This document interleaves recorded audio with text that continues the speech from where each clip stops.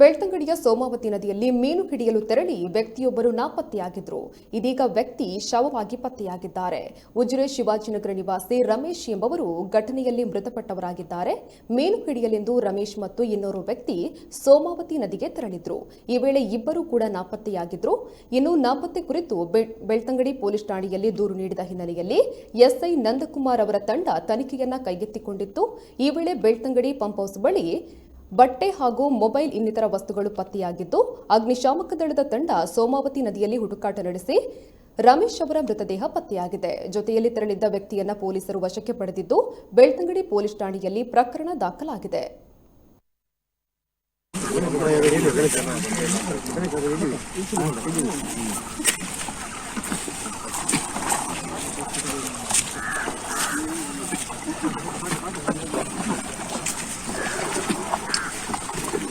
आगे बढ़ जल्दी